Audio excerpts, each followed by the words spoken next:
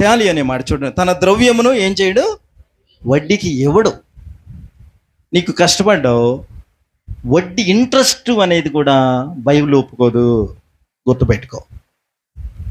ఒప్పుకోదు ఇక అంతే.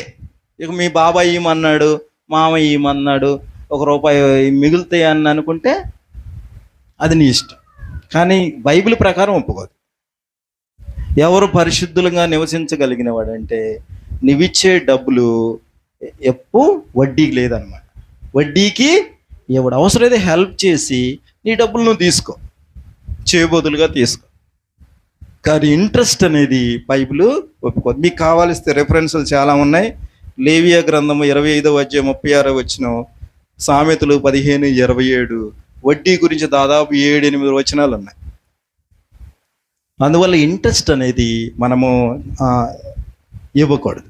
పీడిచ్చి పాపం పేదరికంలో అతను ఎందుకు అడిగాడు, కొంచెం సహాయానికి అడిగాడు కదా. దేవుడు నీకు ఇవ్వగలిగావంటే దేవుడు నీకు సహాయం చేశాడు కదా, వేసి ఇచ్చి తీసుకొని నీకు ఇచ్చేస్తాడు. కానీ ఇంట్రెస్ట్ అనే మాట బైబిల్ ఎందుకో అంగీకరించదు. దాన్ని అంగీకరించదు కాబట్టి మనం కూడా నూతన సంవత్సరంలో వడ్డీ అనేది మాత్రం గుర్తుపెట్టుకో. ఎప్పుడన్నా ఇచ్చేవేమో, అనవసరంగా ఎక్స్ట్రా పీడిచ్చి తీసుకున్నావేమో, గుర్తుపెట్టుకో. కాబట్టి దయచేసి వడ్డీ అనేది లేదు, ఈ విషయాల్లో మనము గుర్తుపెట్టుకో.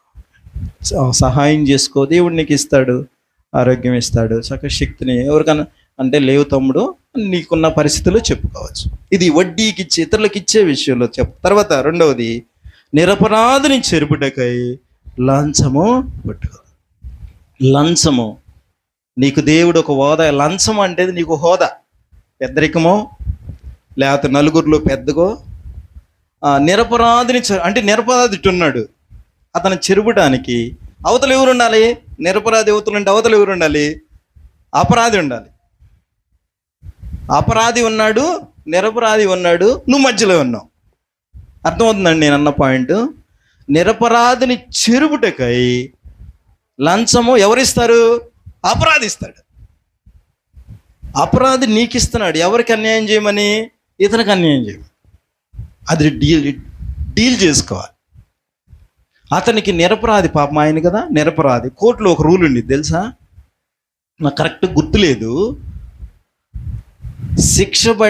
నేరం చేసిన వాడు తప్పించుకున్నా పర్వాలేదంట, కానీ నేరం చేయని వాడికి మాత్రం శిక్ష వేయకూడదంట. అంటే శిక్ష, నేరం చేయని నిరపరాధికి మాత్రం శిక్ష వేయకూడదు. కానీ యేసుక్రీస్తు ప్రభువారు నిరపరాధి, కానీ ఆయనకి శిక్ష